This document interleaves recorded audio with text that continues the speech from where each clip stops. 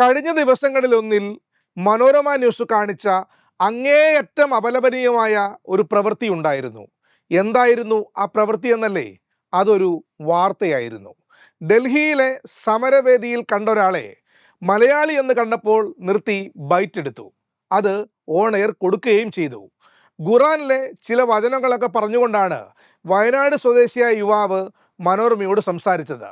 തലയിൽ എന്തേലും വെളിച്ചമുള്ള റിപ്പോർട്ടറായിരുന്നു ആ വാർത്ത റിപ്പോർട്ട് ചെയ്തിരുന്നതെങ്കിൽ ആ യുവാവിൻ്റെ സംസാരം മുഴുമിക്കാൻ അവസരം കൊടുക്കാതെ വാർത്ത അവസാനിപ്പിക്കുകയോ മറ്റൊരാളിലേക്ക് പോവുകയോ ചെയ്യുമായിരുന്നു. റിപ്പോർട്ടർ ഭാഗത്ത് സംഭവിച്ച പിഴവ് പോകട്ടെ എന്ന് വെച്ചാലും ഡെസ്കിൽ പണിയെടുക്കുന്ന പരിണിതപ്രജ്ഞരെ നമ്മൾ ഏത് നിലയ്ക്ക് കാണണം? മനോരമ ന്യൂസിൻ്റെ ഡെസ്കിലിരുന്നവരാകട്ടെ ഇതങ്ങ് ആസ്വദിച്ച് തന്നെ കൈകാര്യം ചെയ്തു. അപരവിദ്വേഷത്തിന് വഴിയൊരുക്കിയ ഡൽഹി സമരത്തെ ആകെ ജിഹാദി സമരമെന്ന് ചാപ്പ കുത്താൻ ഒരുമ്പിട്ടിറങ്ങിയ സംഘികൾക്കും കൃസംഘികൾക്കും വളമിട്ട് കൊടുത്ത വാർത്തയും അതുണ്ടാക്കിയ ഇമ്പാക്റ്റും അതിലെ വസ്തുതകളുമാണ് ന്യൂസ് ലാബ് ഇന്ന് പരിശോധിക്കുന്നത്. മാധ്യമങ്ങളെയും മാധ്യമപ്രവർത്തകരെയും അവർ ചെയ്ത വാർത്തകളുടെയും വിശകലനങ്ങളുടെയും അടിസ്ഥാനത്തിൽ വിലയിരുത്തുന്ന, വിമർശന വിധേയമാക്കുന്ന ന്യൂസ് ലാബിൻ്റെ പുതിയ എപ്പിസോഡിലേക്ക് പ്രിയ പ്രേക്ഷകർക്ക് സ്നേഹപൂർവ്വം സ്വാഗതം.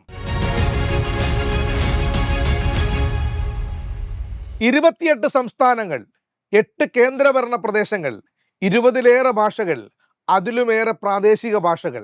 എന്നിട്ടും ഡൽഹിയിൽ പാറ്റകൾ അഥവാ കോക്രോച്ച് ജനതാ പാർട്ടി തുടങ്ങിവെച്ച സമരം ഇന്നൊരു മഹാജന പ്രക്ഷോഭമായി മാറിയിട്ടും ഇതിനെ പോസിറ്റീവായി സമീപിക്കുന്ന രണ്ട് ഭാഷയിലെ മാധ്യമങ്ങൾ മാത്രമേയുള്ളൂ.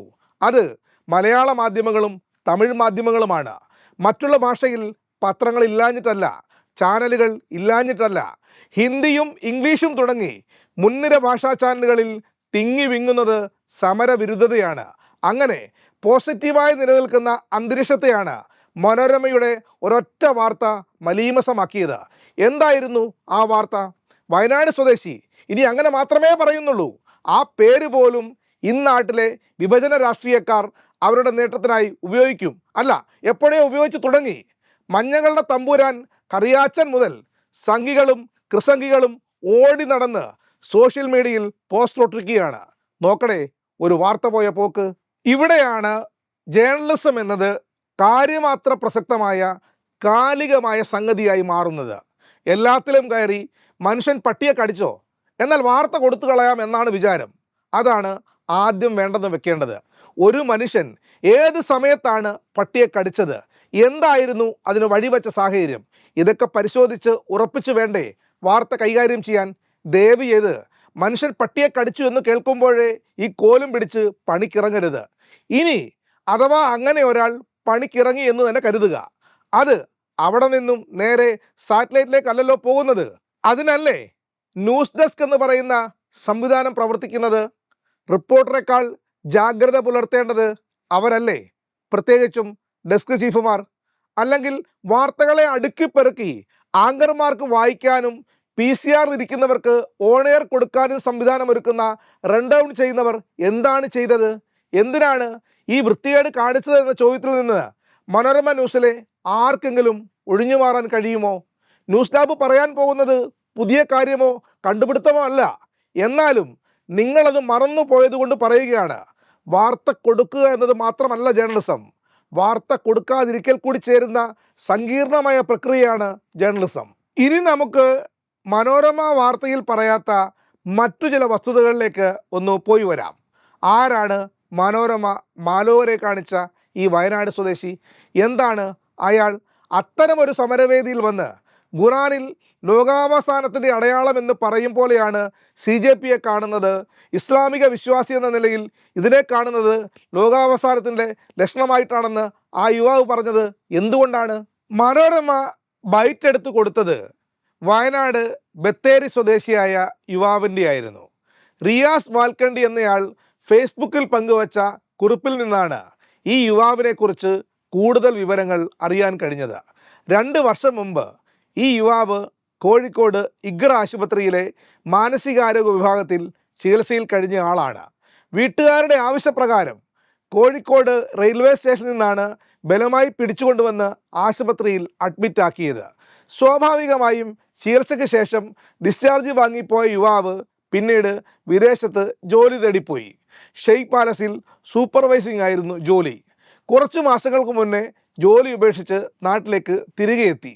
വീണ്ടും രോഗലക്ഷണങ്ങൾ കാണിച്ചു തുടങ്ങിയതോടെ വീട്ടുകാർ ചികിത്സയ്ക്കുള്ള ഒരുക്കങ്ങൾ ആരംഭിച്ചു. തുടർന്ന് യുവാവ് വയനാട്ടിൽ നിന്നും കോഴിക്കോടെത്തി. അവിടെ നിന്നും ഡൽഹിയിലേക്ക് പോയി. അതായത് എന്തിനാണ് ഇയാൾ ഡൽഹിയിലേക്ക് പോയതെന്ന കാര്യം വീട്ടുകാർ അറിയുന്നത് മനോരമ ന്യൂസിലെ വാർത്ത കാണുമ്പോൾ മാത്രമാണ്. സോഷ്യൽ മീഡിയയിൽ നിറഞ്ഞു കവിയുന്ന ഹെയ്റ്റ് ക്യാമ്പയിൻ കണ്ട് കുടുംബം ഒന്നാകെ നിരാശയിലും വിഷമത്തിലും കഴിയുകയാണ്. നോക്കണേ, ഒരു വാർത്ത വരുത്തി വെച്ച പുകിലുകൾ. ഈ വിവരങ്ങൾ തനിക്കറിയാത്ത ഒരു ഫേസ്ബുക്ക് ഫ്രണ്ട് മെസ്സഞ്ചറിൽ പങ്കുവച്ചതാണെന്ന് റിയാസ് വാൽക്കണ്ടി തൻ്റെ പോസ്റ്റിൽ പറയുന്നുണ്ട്. അതിനുശേഷം റിയാസ് പറയുന്നതാണ് വർത്തമാനകാല ഇന്ത്യയിലെ റിയാലിറ്റി. നമുക്ക് റിയാസിൻ്റെ ആ വാക്കുകളിലേക്ക് ഒന്ന് വേഗം പോയി വരാം. ഒരു സിനിമയിലെ പൃഥ്വിരാജ് ഡയലോഗായ ഒബദ്യാവിൻ്റെ പുസ്തകത്തിലെ വരികൾ പോയി ഡൽഹിയിലെ സമരസ്ഥലത്ത് പറഞ്ഞാലോ, ഗീതയിലെ ഏതെങ്കിലും വചനമെടുത്ത് സമരസ്ഥലത്ത് പറഞ്ഞാലോ ഇന്ത്യയിലോ കേരളത്തിലോ ഒന്നും സംഭവിക്കില്ല. പക്ഷേ തെറ്റായി കോട്ട് ചെയ്തതാണെങ്കിലും ഈ ചെറുപ്പക്കാരൻ പറഞ്ഞത് താനടക്കമുള്ള ആളുകൾക്ക് മഹാകുഴപ്പമായി തോന്നും. ഇന്ത്യയിൽ മുസ്ലിം വിഭാഗം അകപ്പെട്ട ഭീകരമായ അപരവൽക്കരണത്തിൻ്റെ നേർസാക്ഷ്യമാണ് ഇതൊക്കെ. ഇതിന് കാരണക്കാർ ഹിന്ദുത്വ രാഷ്ട്രീയം മാത്രമാണ് എന്ന് താൻ പറയുന്നില്ല. വേണ്ടതിനും വേണ്ടാത്തതിനുമെല്ലാം മതം തിരികെ കയറ്റി കേരളത്തിലെ മുസ്ലിങ്ങളെപ്പോലും ഈ നിലയിലെത്തിച്ച മുസ്ലിം സ്വത്വവാദികളും ഇതിലെ കൂട്ടുപ്രതികളാണ്. ഇത്രയും റിയാസിൻ്റെ വാക്കുകളാണ്. അവസാന വാക്കിലുണ്ട് അതിൻ്റെ കുഴപ്പം അത്രയും, മുസ്ലിം സ്വത്വവാദം. ഈ അവസരത്തിൽ മാധ്യമ വിമർശക പരിപാടി എന്ന നിലയ്ക്ക് ന്യൂസ് ലാബിന് ആദ്യം മനസ്സിൽ വരുന്നത് ഏത് മാധ്യമമായിരിക്കും? അത് മീഡിയ വൺ ആയിരിക്കുമെന്നതിൽ സംശയം വേണ്ട. ഈ ചെറുപ്പക്കാരൻ്റെ കുടുംബത്തിനെതിരെ ഭരണകൂട വേട്ട പോലും നടന്നേക്കാമെന്ന ആശങ്കയും റിയാസ് പങ്കുവെക്കുന്നുണ്ട്. അതിന് കാരണം മീഡിയ വണ്ണും കൂടി പണിയെടുത്തുണ്ടാക്കിയ സർക്കാരും കേന്ദ്ര സർക്കാരും തന്നെയാണ്. ഇത്തരമൊരു അസംബന്ധം കാണിച്ചിട്ട് മനോരമ വാർത്ത ഡിലീറ്റ് ആക്കിയെന്നും റിയാസ് ആരോപിക്കുന്നു. വാർത്ത ഡിലീറ്റ് ചെയ്തെങ്കിൽ അത് വൈകി വന്ന വിവേകമെന്ന് മാത്രമേ വിളിക്കാൻ കഴിയൂ. പക്ഷേ ജേർണലിസത്തിൽ വൈകി വന്ന വിവേകത്തിന് കാര്യമില്ല. തത്സമയം സംപ്രേഷണം ചെയ്യുന്ന ചാനലിൽ തത്സമയം വാർത്തയെ ഓഡിറ്റ് ചെയ്യാൻ അറിയാവുന്നവർ കൂടി പണിയെടുക്കണം. അല്ലെങ്കിൽ ഇമാതിരി വൃത്തികേടുകളും മനുഷ്യത്വ വിരുദ്ധതയും ഇനിയും ആഘോഷിക്കപ്പെടും. മാനസിക ആരോഗ്യ പ്രശ്നമുള്ള ആളാണെങ്കിലും അല്ലെങ്കിലും താൻ ആ ചെറുപ്പക്കാരനൊപ്പമാണെന്ന് അസന്നിഗ്ധമായി പറയുന്നുണ്ട് റിയാസ് വാൽക്കണ്ടി.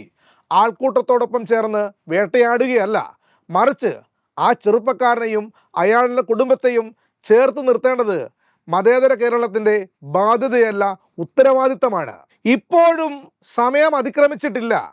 മനോരമ ന്യൂസിന് വയനാട് ബ്യൂറോയുണ്ട്, റിപ്പോർട്ടറും ക്യാമറാമാനുമുണ്ട്. ആ കുടുംബത്തെ കണ്ട് എന്താണ് ആ ചെറുപ്പക്കാരന് സംഭവിച്ചതെന്ന് ഈ നാട്ടിലെ ജനങ്ങളോട് പറയേണ്ട ഉത്തരവാദിത്തം മനോരമയ്ക്കുണ്ട്. അങ്ങനെയെങ്കിൽ മാത്രമേ നിങ്ങൾ ചെയ്തൊരു വലിയ കുറ്റകൃത്യം ഭാഗികമായെങ്കിലും മായ്ക്കപ്പെടുകയുള്ളൂ.